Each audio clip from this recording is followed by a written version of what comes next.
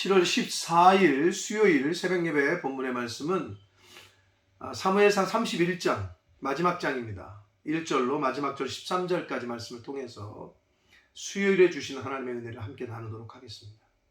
자, 엊그제 시작한 것 같은데 사무엘상 31장까지 31장을 이제 오늘로써 저희가 한 절씩 그래도 잘 묵상하고 또 읽고 말씀을 듣고 해왔습니다. 매일매일 하루하루 한다는 게 그만큼 무서운 것 같아요. 가랑비에 옷 젖는다고. 자, 아무튼 오늘로써 사무엘상이 끝납니다. 그리고 내일부터는 사무엘하. 사무엘상이 사울 왕과 다윗이 두 명의 주연 배우가 있었다면 이제는 사울은 이제 오늘 말씀에서 사울이 죽고 이제 사무엘하는 다윗의 이야기가 펼쳐집니다. 자, 31장 다윗 그 사울과 사울의 가계 그 가문이 어떻게 멸망을 당하는지, 그 인본주의적 신앙생활의 샘플로 보여지고 그려졌던 사울과 신본주의적 그 신앙생활에 그 하는 그 샘플로 그려진 다윗, 이게 그 큰 차이거든요. 인본주의로 살면 어떻게 되는지, 그 결말이 어떤지 이런 것들을 오늘 말씀을 통해서 보여줍니다. 한 절씩 보도록 하겠습니다. 1절입니다. 블레셋 사람들이 이스라엘을 침해. 이제 장면이 다시 블레셋과 이스라엘 전쟁, 사울에게로 넘어왔습니다. 이스라엘 사람들이 블레셋 사람들 앞에서 도망하여 길보아 산에서 엎드려져 죽으니라. 처음에 그 29장에 보면 이스라엘 사람들은 이스라엘에 있는 셈 곁에 진쳤다 그랬거든요. 거기서부터 길보아까지는 이렇게 더 자기네 땅으로 온 거죠. 그러니까 밀린 거예요. 전쟁에서 계속 밀려서 길보아까지 밀렸다가 거기서 많이 다 이제 죽었다는 거죠. 2절, 블레셋 사람들이 사울과 그의 아들들을 추격하여 사울의 아들 요나단과 아비나답과 말기수아를 죽였다. 요나단도 여기서 죽습니다. 사무엘상에서 아비나답과 말기수아는 특별한 언급이 없어요. 근데 이제 요나단은 다윗과의 어떤 그 언약, 다윗을 신뢰하고 다윗을 아껴주고 사랑해주고 다윗을 도와줬던 그렇게 의로운 사람으로 성경에서 계속 나왔는데 함께 죽습니다. 여기서 요나단도 이 전쟁에서 죽고 맙니다. 3절입니다. 사울이 패전함에 활 쏘는 자가 따라잡으니, 활로 이제 그 궁수들이 사울을 추격한 거죠. 사울이 그 활 쏘는 자에게 중상을 입은지라, 활을 맞은 거죠. 활을 맞아서 이제 중상을 입었다는 거고, 그래서 4절, 그가 무기를 든 자에게 이르되, 자기 종에게 내 칼을 빼어 그것으로 나를 찌르라, 죽여달라는 거죠. 할례 받지 않은 자들, 즉 블레셋 사람들이 와서 나를 찌르고 모욕할까봐 내가 두렵다. 그러나 무기를 든 자가 심히 두려워하여 감히 행하지를 못해요. 왕을 갖다가 죽이는 일을 왕의 명령이지만 하지를 못합니다. 그래서 이에 사울이 자기의 칼을 뽑아서 그 위에 엎드려졌어요. 칼을 뽑아서 그러니까 자살을 했다는 거죠. 그러자 무기를 든 자가 사울이 죽음을 보고 자기도 칼 위에 엎드려져 그와 함께 죽었다. 그러니까 종이 옆에 있다가 사울이 그렇게 자결을 하자 본인도 자결을 했다는 겁니다. 6절을 봅니다. 사울과 그의 세 아들과 무기를 든 자와 그의 모든 사람이 다 그날에 함께 죽었다. 사랑하는 성도 여러분, 인본주의적 표상인 사울 가문의 몰락이 그려져 있습니다. 내가 뭐든지 다 할 것 같은 사람 중심, 하나님 중심이 아니라, 신본주의가 아니라 나 중심으로 살면 이렇게 몰락합니다. 이렇게 결국은 멸망으로 끝납니다. 하나님 중심으로 살면 몰락하는 것 같지만, 이 세상에 살면서 힘든 것 같지만 결국은 영생이고 부활이고 승리의 면류관을 받게 됩니다. 이게 큰 차이입니다. 사울 가문은 이렇게 멸망당합니다. 그리고 더 어떻게 어떤 창피와 아주 당하지 말아야 될 그런 순환과 조롱을 당하는지가 7절부터 기록되어 있는데 7절을 봅니다. 골짜기 저쪽에 있는 이스라엘 사람과 요단 건너 쪽에 있는 자들이 이스라엘 사람들이 도망한 것과 사울과 그의 아들들이 죽었음을 보고 성읍들을 버리고 도망하며 블레셋 사람들이 이르러 거기에 살았다. 한마디로 전쟁에서 패하자 자기들이 살던 마을을 두고 도망쳤다는 거예요. 그러자 블레셋 사람들이 거기를 점령하고 거기 살았다는 거죠. 이게 뭘 얘기합니까? 하나님의 자녀들이 하나님을 잘 믿음으로 선한 영향력을 끼치며 살아야 되는데 하나님과의 관계가 올바르지 않고 인본주의적 삶을 살고 자신들이 주인 되어서 사는 삶을 살면은 결국은 어떻게 하냐? 쫓겨나게 되고 사단이 악한 영향력을 행사하는 것으로 채워지고 말아요. 성도가 떠나자 사단이 거기를, 즉 블레셋 사람들이 차지했다고 그랬잖아요. 하나님의 백성이 떠나면 믿지 않는 백성들이 차지하는 거예요. 교회가 사라지잖아요. 어느 지역에서 문을 닫고 없어지잖아요. 사단이 그 지역을 점령하는 거예요. 선교사가 떠나잖아요. 그 지역은 사단이 점령하는 거예요. 뭐랑 똑같으냐? 빛이 들어왔어요. 그럼 어떻게 돼요? 어둠은 없어져요. 빛이 떠났다는 얘기는 어둠이 지배했다는 거죠. 빛이 오면, 빛이 왔다는 얘기는 어두움은 없어졌다는 거고, 빛이 사라지면 어두움이 점령했다는 거죠. 그러므로 어느 지역에 교회가 또는 선교사가, 주의 종이 있느냐 없느냐는 큰 차이를 내게 됩니다. 그 지역, 그 땅이 사단이 지배하는 결과를 초래합니다. 이스라엘 백성들이 떠나자 블레셋 사람들이 거기를 점령했다라고 성경은 말합니다. 8절을 봅니다.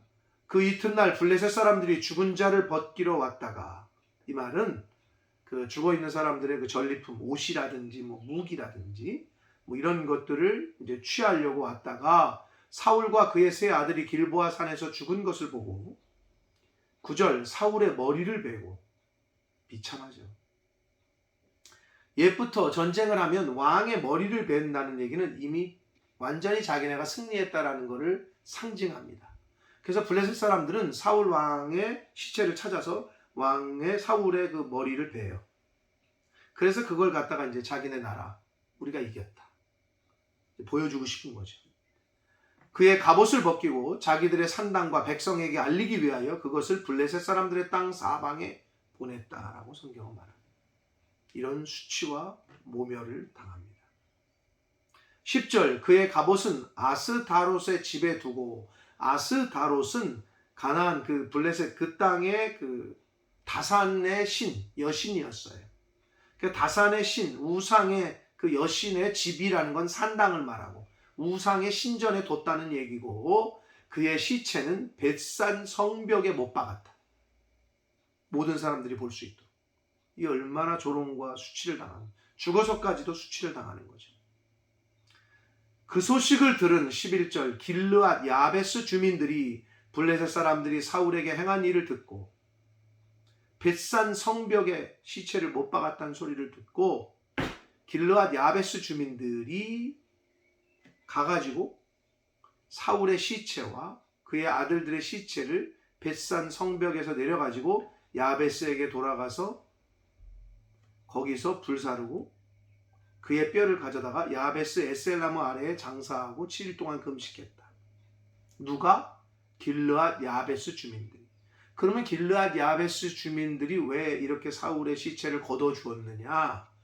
사무엘상 그 11장, 우리가 11장도 당연히 말씀을 듣고 읽고 왔는데 11장에 보면 이 길르앗 야베스 족속이 왜 사울을 도와주냐 하면 암몬 족속이 쳐들어와가지고 길르앗 야베스를 쳐들어온 적이 있었어요. 그때 아주 난감했는데 사울 왕이 도와줘요. 그래서 사울에게 받은 은혜가 있어, 이 사람들이. 그 은혜를 기억해가지고 길르앗 야베스 주민들이 12절 모든 장사들, 모든 남자들을 말해요. 용감한 남자들이 일어나서 밤새도록 달려가요. 벳산 성벽까지. 그래서 사울의 시체와 그 아들들의 시체를 그 성벽에서 내려서 거두어 가지고 야베스로 돌아와서 이제 화장을 하고 그의 뼈를 가져다가 야베스 에셀나무 아래에 장사하고 7일 동안 금식했다라고 성경은 기록하고 있습니다. 자, 그러면 왜 야베스의 에셀나무 아래에 장사를 했느냐? 에셀나무는 이스라엘 백성들에게 있어서는 그 나무가 주는 상징이 뭐냐면 하나님과 교류한다는 그런 의미가 있는 그 나무예요. 왜냐하면 창세기 21장에 보면 아브라함이 그 브엘세바에 거할 때에 에셀 나무들을 심고 하나님께 예배를 드리고 하나님을 불러요. 제사를 드려요. 거기서부터 기인해서 이스라엘 백성들에게 있어서 에셀 나무는 하나님과 교통하고 하나님과 교제한다. 이러한 의미가 있는 나무였어요. 그래서 이 야베스 길르앗 야베스 사람들이 사울의 그 시체 그 이제 화장하고 그 뼈를 갖다가 에셀 나무 아래에 장사했다는 것은 지극히 예의를 갖췄다는 거예요. 그리고 7일 동안 금식하며 애도했다. 그래도 은혜를 잊지 않는 그 길르앗 야베스 사람들의 모습이 성경은 기록하고 있습니다. 자, 그리고 그 에셀나무 아래에 장사됐던 그 사울의 그 뼈 유골은 훗날 다윗이 그거를 취해서 가족 묘지가 있던 베냐민 지파 출신이잖아요, 사울이. 베냐민 지파의 땅에 있던 셀라라는 곳으로 가족 묘지가 있던 곳으로 이장을 시켜줘요. 이게 이제 사무엘하, 내일부터 우리가 볼 사무엘하 21장에 그 기록이 이제 나와 있습니다. 자, 이렇게 사무엘상은 끝이 납니다. 사울 왕과 그의 세 아들과 모든 사람들이 블레셋과의 전쟁에서 패하고 죽고 수치와 모멸을 당하고 하는 것으로 끝이 나요. 사랑하는 성도 여러분, 사울은 인본주의적 그 삶을 사는 사람들의 표상이라고 말씀을 드렸습니다. 비록 처음에는 하나님의 기름을 받고 겸손하고 했지만 왕이 된 이후에 인본주의, 자기가 중심이 됐어요. 하나님 말씀을 떠나서 말씀에 순종하지 않고 자기 생각대로 했고 자기가 기준이 됐어요. 우리도 그럴 수 있다는 걸 늘 명심해야 됩니다. 하나님 앞에 은혜를 입었어요. 그러면 하나님의 그 말씀대로 살려고 순종하고 하나님의 말씀이 기준이 되는 삶을 살아야 되는데 중간에 우리도 이렇게 변질될 수 있다는 걸 늘 조심하고 인식하고 매일매일 하나님 말씀으로 말씀의 거울을 통해서 나를 비춰보고 나는 과연 하나님 말씀에 순종하며 하나님 제일주의로 말씀 제일주의로 순종하며 사는지 내 생각과 내 기준과 내 가치관으로 사는지 이거를 매일매일 점검하지 않으면 사울과 같은 마지막을 우리도 맞이하게 될지 모릅니다.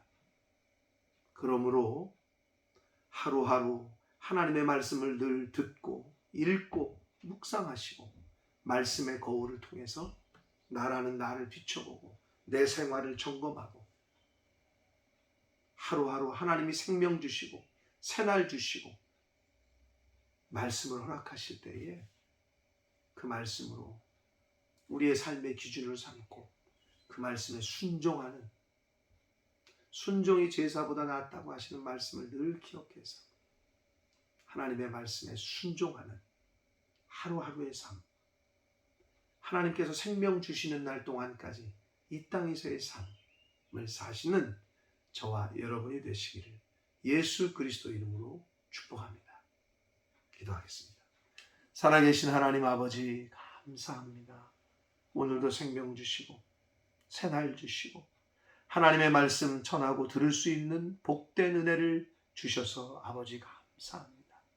오늘도 말씀이라는 이 말씀의 거울을 통하여 나 자신을 점검하고 나 자신을 비춰볼 수 있도록 그런 은혜를 주시니 아버지 감사합니다. 아버지 사울의 마지막은 너무 비참했습니다. 결국 하나님을 떠나 말씀을 떠나 자기 생각, 자기 뜻대로 생각하고 판단하고 결정하고 삶을 살았던 사울은 그의 마지막은 너무 비참했습니다. 아버지, 저희들도 하나님의 은혜로 예수를 그리스도로 믿고 고백하고 하나님의 자녀가 됐다라고 했는데, 그런 은혜를 받았는데, 아버지, 처음에 사울이 그렇게 하나님의 은혜를 받았지만 중간에 그렇게 변질된 것처럼 아버지, 저희들의 신앙생활이 변질될까 두렵습니다. 매일매일 점검하게 하시고 매일매일 말씀의 거울을 비춰서 나에게 내 자신이 과연 하나님의 말씀에 순종하는 삶을 살고 있는지, 내 생각, 내 뜻대로 내가 주인된 삶을 살고 있는지, 이것을 늘 점검하고 살피는, 하나님이 생명 주시는 날 동안에, 이 땅에 살게 하신 날 동안에 그 모습이 있다면 고치고 뿌리 뽑고 하나님의 말씀에 순종하는 삶을 사는, 신본주의로 살아가는, 하나님 제일주의로, 말씀 제일주의로 하나님 그렇게 살아가는 하나님의 자녀된 저희들 모두가 되도록 주님 은혜 내려 주옵소서. 예수 그리스도 이름으로 축복하며 기도 올리옵나이다. 아멘.